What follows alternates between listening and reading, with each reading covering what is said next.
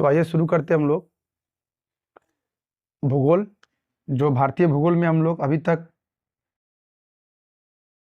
नदियों तक का सफर हुआ है। इसके पहले हम लोग लूनी, साबरमती, माही नदी को देखा और आज नर्मदा और ताप्ती नदी के बारे में पढ़ेंगे। इनका उद्गम से लेकर, मुहावने से लेकर कहाँ तक इनका जल प्रवाहित होता है, ठीक है ना। और वीडियो देखकर आप लोग भाग जा रहे हैं, आप शेयर करिए, पूरा वीडियो जरूर देखिए लास्ट तक, क्योंकि दिक्कत ये है कि आप लोग वीडियो पर मतलब अधिक समय तक 5-6 मिनट के वीडियो है, 10 मिनट के वीडियो है, पूरा देख नहीं रहे हैं, बस क्लिक कर भाग जा रहे हैं, क्लिक करके भाग जा रहे हैं।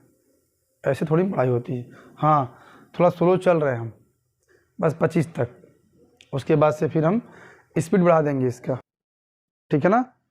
तो आइए स्टार्ट करते हैं हम लोग। नर्मदा नदी। नर्मदा नदी का उद्गम मध्य प्रदेश के अनूपपुर जिले में, मध्य प्रदेश के अनूपपुर जिले में विंध्याचल और सतपुड़ा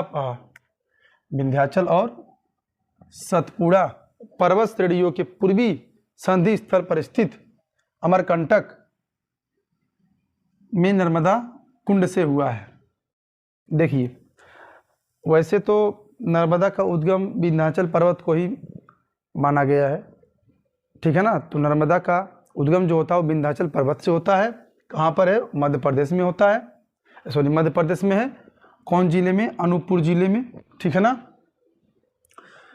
और क्योंकि नर्मदा का भी जिक्र हुआ कि विंध्याचल पर्वत और सतपुड़ा पर्वत श्रेणियों के पूर्वी संधि स्थल पे स्थित अमरकंटक नर्मदा से होता है, क्योंकि विंध्याचल पर्वत और सतपुड़ा पर्वत ये दोनों से कहें नर्मदा नदी, इसकी पूर्वी मतलब इधर से हिस्से से अधिकतर भाग, नर्मदा नदी का अधिकतम भाग विंध्याचल पर्वत में स्थित है, ठीक है ना। क्योंकि विंध्याचल पर्वत और सतपुड़ा पर्वत श्रेणियों के पूर्वी संधि स्थल पर स्थित अमरकंटक में नर्मदा कुंड से हुआ है, ठीक है ना। इन दोनों पर्वतों के पूर्वी स्थल पे नर्मदा नदी से होता है।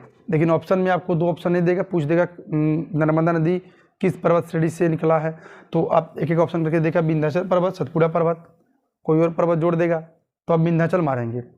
यदि दोनों मिक्स देता है तो विंध्याचल और सतपुड़ा दोनों लगा देंगे, ठीक है ना। लेकिन इतना जान लीजिए कि मध्य प्रदेश में विंध्याचल पर्वत से नर्मदा नदी का उद्गम होता है। इसकी लंबाई 1312 किलोमीटर है। मध्य प्रदेश का जबलपुर और गुजरात का एक शहर है भड़ौच, ये इसी नदी के तट पर है। नर्मदा नदी के तट पर ही मध्य प्रदेश का जबलपुर और गुजरात शहर का भड़ौच इसी नदी के तट पर है। सहायक, थोड़ा सा गलती हो गया, सहायक। अगर हम बात करें सहायक नदी की, तो सहायक नदी इसकी कौन सी है? बारना, तवा, कनार, केलार, मान, हथनी, उरी, शक्कर आदि। इसका दूसरा नाम रेवा, नर्मदा नदी का दूसरा नाम रेवा नदी है के नाम से जाना जाता है। इस पे टोटल 30 बांध है। कितने बांध? नर्मदा नदी पर टोटल 30 बांध है। और इसका प्रवाह क्षेत्र की बात करें तो मध्य प्रदेश, महाराष्ट्र, गुजरात से होकर मध्य प्रदेश उद्गम होता है और गुजरात, महाराष्ट्र से होते हुए अपना जल अरब सागर में गिरा देता है। ये 15 जिलों से होकर गुजरता है। ढूंढ के लिखा गया भाई, आप समझ सकते हैं। हम एक एक नदी को लेकर अच्छी तरीके से बता रहे हैं, उद्गम, सहायक नदी, किसका प्रवाह क्षेत्र, ठीक है ना। तो आप लोग उसको पूरा देखा करिए, समझा करिए। 5 जिलों से होकर प्रवाहित होती है। अमरकंटक, जबलपुर, नरसिंहपुर, होशंगाबाद, नेमावर, कहीं कहीं इसको नेमापर भी कहते हैं लोग, लेकिन इसका नाम है नेमावर, हंडिया, पुनासा, माहेश्वर,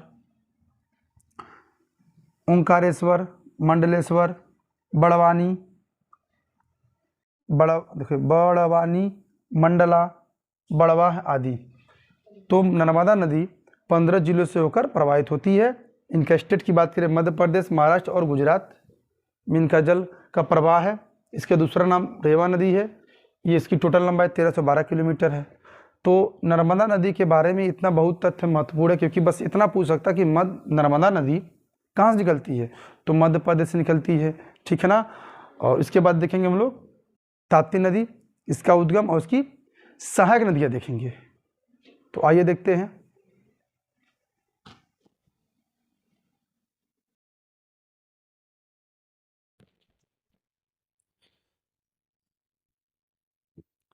तो आइए अब देखते हैं हम लोग ताप्ती नदी। ताप्ती नदी का उद्गम महादेव पहाड़ी के समीप बैतूल पठार से निकलती है तथा सतपुड़ा पहाड़ी के दक्षिण में अपनी भ्रंश घाटी में प्रवाहित होती है। सूरत के समीप अपना जल खंभात की खाड़ी में अपना जल गिराती है। अरब सागर में, जैसे ये अरब सागर है ना, ये अरब सागर के खंभात की खाड़ी में अपना जल ताप्ती नदी गिराती है, ठीक है ना।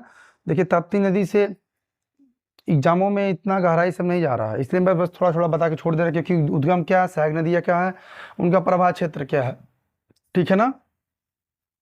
तो कोई पूछेगा, क्वेश्चन पूछ देता है कि ताप्ती नदी अपना जल कहाँ गिराता है, तो अरब सागर के खंभात की खाड़ी में अपना जल गिराता है। इसकी लंबाई की बात करें तो 724 किलोमीटर है। सहायक नदी बाकी, गोमई, अरुणावती और आनेर, ये उसके दाहिने साइड की नदियां हैं। यानी कि यदि नदी ऐसे बह रहा है तो ये राइट और ये लेफ्ट, ठीक है ना। तो राइट साइड की ये सहायक नदियां हैं, बाकी, गोमई, अरुणावती और आनेर। और उसकी लेफ्ट साइड की जो नदियां हैं, नेसू, अरुणावती,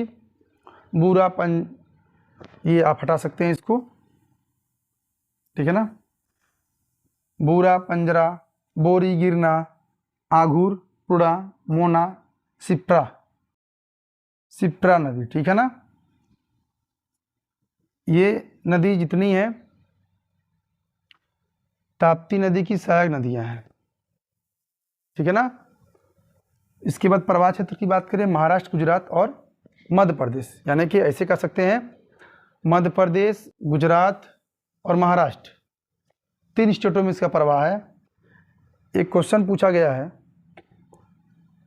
गुजरात में उकाई और काकरा पार जल विद्युत परियोजना ताप्ती नदी पर ही स्थित है। थोड़ा सा मैं मैप में साफ साफ दिखे आप लोग को, इसलिए हम ऐसे बना दिए थे, लेकिन इसका प्रवाह गुजरात में भी है। गुजरात में उकाई और काकरापार में जल विद्युत परियोजना ताप्ती नदी पर ही स्थित है। ये क्वेश्चन पूछा हुआ है, ठीक है ना। तो हम जैसे एक एक वीडियो में बस दो से तीन नदियाँ, एक नदियों के ही ले रहे हैं, क्योंकि आप लोग पढ़ते हैं नहीं, बस रील देखते रहते हैं। तो 2 नदियाँ हो चुकी। इसके बाद कल मांडवी, जुआरी, श्रावती, 3 नदी ये और ये 3 नदी ये, इन 3 नदियों का हम एक वीडियो और इन 3 नदियों को एक वीडियो में कवर कर देंगे। और इस प्रकार हम लोग का प्रायद्वीपीय भारत नदियों को समापन की तरफ ले चलेंगे। उसके बाद जो अगला टॉपिक होगा हम लोग देखेंगे, ठीक है ना। तो आज की बस इतना ही, नमस्कार।